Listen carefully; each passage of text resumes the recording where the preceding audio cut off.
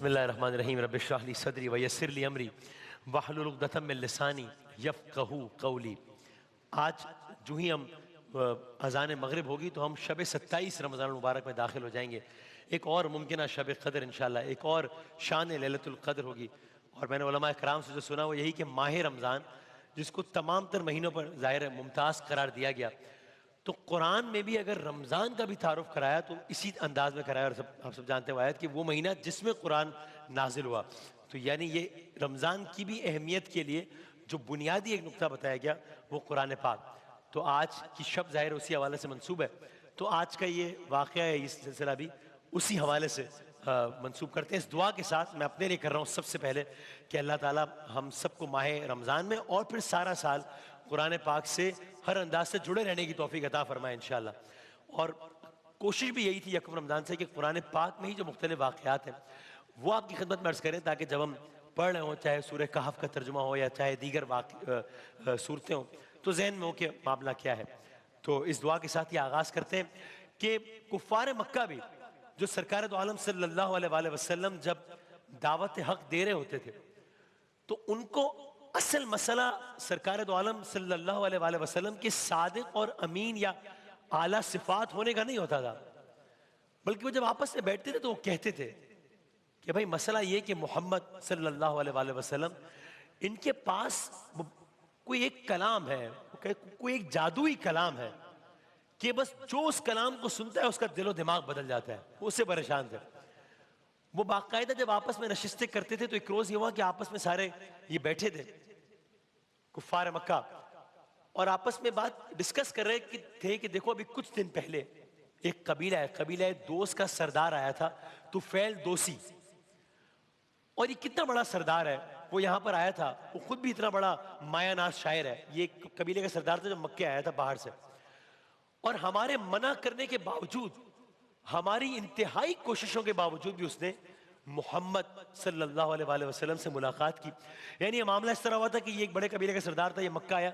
जब ये आया था तो इसको सब ने कहा, इसको गोया एक ने इसको पकड़ के कहा कि भाई सबसे मिलना, सब ये मक्के आए हो ना, सब कुछ कर लेना, मोहम्मद से ना मिलना सल्लल्लाहु अलैहि वसल्लम, इनसे ना मिलना।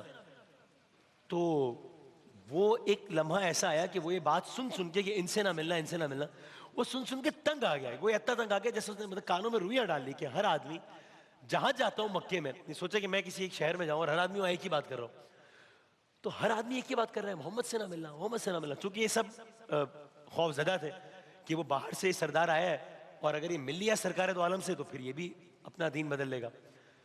तो यहां तक कि उसने कानों में रुइयां डाली।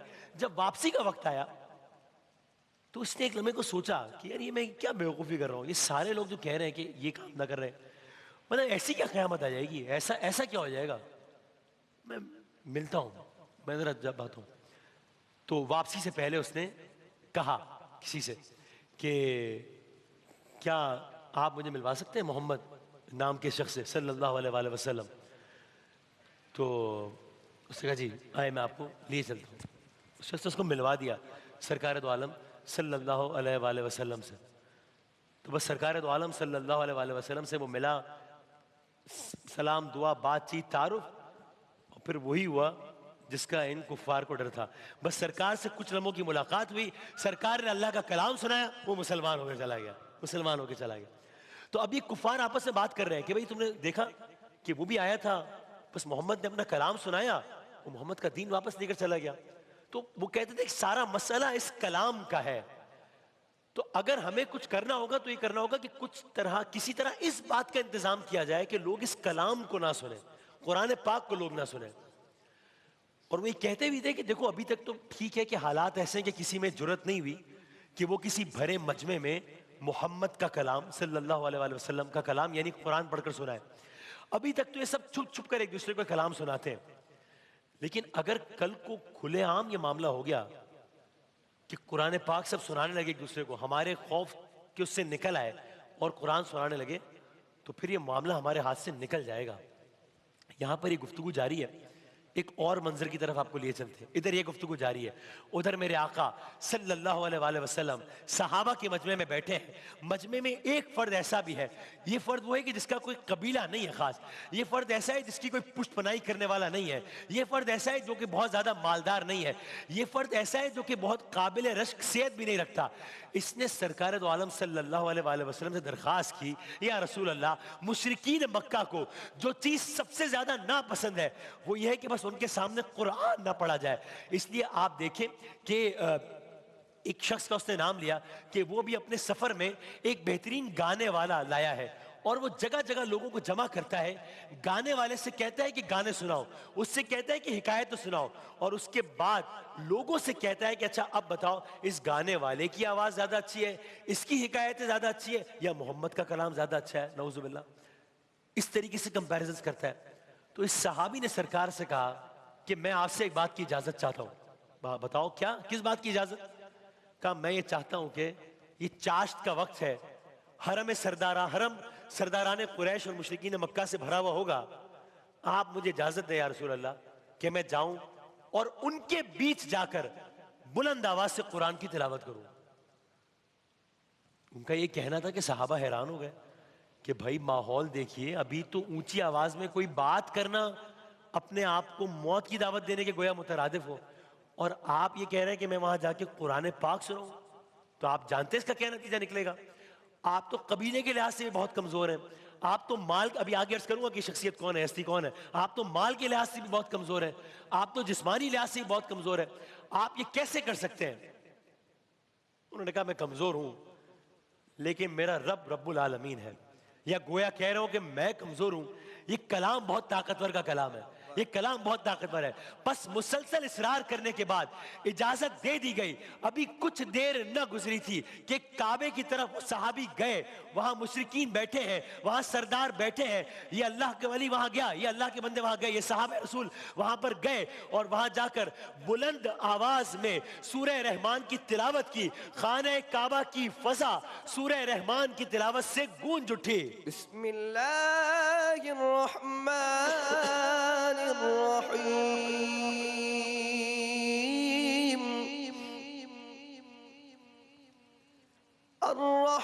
अर्रहमानु अल्लमल कुरआन खलक़ल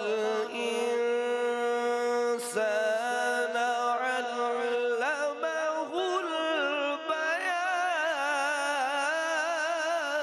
सुभान अल्लाह, सुभान अल्लाह। الشمس والقمر بحسبان والنجم والشجر يسجدان सुभान अल्लाह।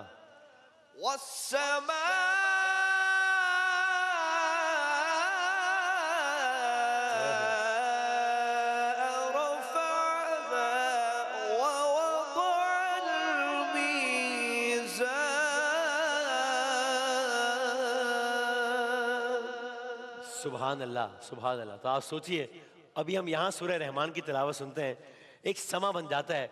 अब ये खाना खुदा के आप मनाजिर देख रहे हैं, ज़ाहिर आज से कई साल पहले के मनाजिर हैं, जो असल मंजर जो उस वक्त का होगा वो तो ज़ाहिर इससे भी मुख्तलिफ होगा।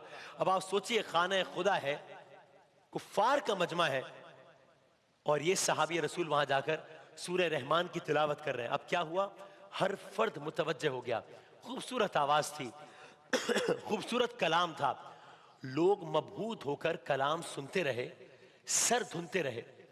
जितना अल्लाह ताला ने चाहा उनको ये कलाम सुनवा दिया। अब ये सिलसिला जारी है, सूरह रहमान की तिलावत हो रही है, सब सुन रहे हैं कि अचानक शैतान ने उनको खबर दी कि अरे बेखबरों, ये जिस कलाम पर तुम सर धुन रहे हो वो कलाम कोई शायरी नहीं है, ये तो मोहम्मद सल्लल्लाहु अलैहि वसल्लम पर नाजिल होने वाला कुरान है। अब उनको एहसास हुआ कि ये क्या हो गया। अब क्या था, लोग होश में आए और यकबारगी सहाबी की तरफ दौड़े, सहाबी की तरफ हमला कर दिया। अब कोई मुंह पर ज़दोकोब करता था, कोई मुंह बंद करने की कोशिश करता था, जिससे जो हो सकता था वो उस तशद्दुद में अपने तौर पे हिस्सा डाल रहा था। लेकिन वो सहाबी थे कि उनकी जबान बंद होने का नाम नहीं ले रही थी, जबान से कलाम खुदा जारी था, जबान से कलाम नहीं रुक रहा था, कलाम ने फजाओं में रस घोलना था, रस घोलता रहा। लेकिन अब आहिस्ता आहिस्ता अब यह आवाज आहिस्ता आहिस्ता कमजोर होना शुरू हुई, यहां तक कि लोगों ने सुना कि अब यह आवाज बंद होना शुरू हो गई। अब लोगों ने देखा कि सहने काबा में, सहने हरम में एक कमजोर सा आदमी है, जख्मों से चूर है, तकरीबन बेहोश पड़ा है। आप जानते हैं कि ये कौन है? ये है सहाबी रसूल खुदा हजरत अब्दुल्ला बिन मसूद रजी अल्लाह ताला अन्हु। हजरत अब्दुल्ला बिन मसूद रजी अल्लाह ताला, जिनकी पिंडलियां पतली पतली थी। यानी एक दफा बाकायदा वाकया हुआ कि जब उनकी, चूंकि बज़ाहिर कोई बहुत ज्यादा काबिल रश्क सेहत नहीं थी, तो बहुत पतली पतली पिंडलियां थी। तो जब कमेंट किया जा रहा था उनकी सेहत के हवाले से, तो सरकार दो आलम सल्लल्लाहु अलैहि वसल्लम ने फरमाया, अब्दुल्ला बिन मसूद, जिनकी पिंडलियां बज़ाहिर पतली पतली हैं, लेकिन अब्दुल्ला की ताकत गोया ओहद के पहाड़ के मानंद है। और ओहद के पहाड़ से मुताल्लिक क्या कहा सरकार ने, आप समझा दें, अब्दुल्ला की ताकत गोया ओहद के पहाड़ के मानंद है। अल्लाह अकबर। फिर ये साबित हुआ और वो वक्त भी आया जब अबू जहल, अब इसी अब्दुल्ला बिन मसूद रजी अल्लाह ताला अन्हु के बारे में सुनिए, बदर का मैदान है, अबू जहल है, जमीन पर गिरा हुआ है। अब्दुल्ला बिन मसूद रजी अल्लाह ताला अन्हु चरवाहे के बेटे थे, चरवाहे के साहबजादे थे, खुद भी चरवाहे थे। इसीलिए सरकार दो आलम सल्लल्लाहु अलैहि वसल्लम के सबसे बड़े दुश्मन अबू जहल को अपने हाथों से सर से उतारा, अपने हाथों से ज़िबा किया। बहरहाल अब्दुल्ला बिन मसूद के सुनाए हुए कुरान ने अब सबको कुरान से मुतारिफ करवा दिया। लेकिन साथ ही एक और हैरत अंगेज वाकया भी हुआ। सरदारान कुरैश अपने लोगों पर सख्ती करते थे कि भाई हरगिज तुम कुरान ना सुनना, ये तो जादू है, नऊजुबिल्लाह, इसके बोल तो जादू है। तभी तो जिसको जो भी जब सुनता है फौरन उसको असर ले लेता है। लेकिन यही सरदारान कुरैश जो अपने लोगों को यही कहते थे कि ना सुनना, यही सरदारान कुरैश रातों को छुप छुप के सरकार दो आलम से ये कुरान सुनते थे। ये सुन के शायद हैरत हो कि भाई सरदारान कुरैश और कुरान का सुनना, वो भी सरकार दो आलम की ज़बानी सुनना, ये कैसे मुमकिन है? तो होता ये था कि जब सरकार दो आलम सल्लल्लाहु अलैहि वसल्लम तहज्जुद में, अल्लाह जाने वो क्या मंजर होगा, तहज्जुद में काबे के सामने खड़े होकर, यानी सोचिए कि रात का वक्त है, तहज्जुद का वक्त है, यहाँ काबा है, यहाँ वारिसे काबा है, यहाँ महबूब खुदा है, उसकी जबान से कलाम खुदा जारी हो रहा है। अल्लाह जाने वो क्या मंजर होगा। लेकिन जब ये सारा कुछ हो रहा होता था और जब मेरे आका बावाज़ बुलंद कुरान की तिलावत कर रहे होते थे, हरम में कोई ना होता था, यही सरदार काबे के खिलाफ में छुप छुप के आगे बढ़ते थे और सरकार दो आलम सल्लल्लाहु अलैहि वसल्लम के सामने खड़े होकर कुरान सुनते थे। और जब ये सिलसिला जारी रहा तो एक रोज ये हुआ कि बिल्कुल गैर मुतवक्के तौर पर ये तीनों सरदार, जो एक दूसरे से भी ये बात छुपाते थे कि हम रात के वक्त जाते हैं और मोहम्मद की जबान से कलाम सुनते हैं, एक रोज ये तीनों सरदार आपस में, तीनों का आमना सामना हो गया। वापसी पर तीनों अचानक आपस में मिल गए। तीनों ही एक दूसरे को लानत मलामत करने लगे, कह रहे तुम तो दूसरों को मना करते हो, अब खुद ये कलाम सुन रहे हो। अहद हुआ कि अब ऐसा काम नहीं करेंगे, लेकिन फिर भी यही रूटीन उनकी जारी रही। मानना नहीं चाहते थे क्योंकि उससे तो जाती मफादात खराब हो रहे थे, लेकिन कायल थे। और फिर जाते जाते सुनिए कि जब अरब के 10 शोहरा का मुकाबला हुआ कि किसका कलाम सबसे बढ़कर है, कलामों की जांच पड़ताल हो रही है, और मुकाबले पे कुरान पाक की जो बज़ाहिर सबसे छोटी सूरह आयात के एतबार से कोई ज्यादा, सूरह कौसर भी शामिल कर ली गई उस मुकाबले में। अब अरब के सारे तुर्रम खान अपने तौर पे, जिनको अपनी जबान में बड़ा नाज है, जिनको अपने अंदाज में बड़ा नाज है, जिनको अपने कलाम में बड़ा नाज है, जो बड़ी मुशावरत के बाद मुकाबले के लिए आए हैं, जांच पड़ताल के लिए, अब सबके कलाम शामिल थे। और यहाँ कुरान पाक से सूरह कौसर भी शामिल की गई। तो लिखने वाले ने लिखा, सूरह कौसर, बिस्मिल्लाहिर रहमानिर रहीम, इन्ना अअतैना कल कौसर फसल्ले लिरब्बिका वनहर इन्ना शानिअका हुवल अबतर। लिखने वाला लिख गया नीचे, मा हाजा कलामुल बशर, ये किसी बशर का कलाम नहीं है भाई, मा हाजा कलामुल बशर, ये किसी बशर का कलाम नहीं है। अल्लाह अकबर। और फिर कानून के मुताबिक सूरह कौसर अगले मुकाबले तक साल भर काबे में लटकाई गई। और आज भी यही वो कलाम है जो अल्हम्दुलिल्लाह दुनिया में सबसे ज्यादा पढ़ा जाता है। अब हाँ, ये ज़रूर है कि उलमा कराम ने बताया, ये मैं अपने लिए कह रहा हूँ कि आज के रोज़ ज़रूर सोचना चाहिए कि ये वो कलाम तो है जो बहुत पढ़ा जाता है, लेकिन ये वो कलाम है कि जिसे क्या हम उस अंदाज से समझते भी हैं जिस अंदाज से समझना चाहिए। तो बस गुफ्तगू का इख्तिताम सरकार दो आलम सल्लल्लाहु अलैहि वसल्लम के इस कौल से, जिसका मफहूम है अल्लाह इस कुरान के ज़रिए कौमों को उरूज अता फरमाएगा और इसी कुरान को छोड़ देने की वजह से कौमों को जिल्लत और रुसवाई अता फरमाएगा।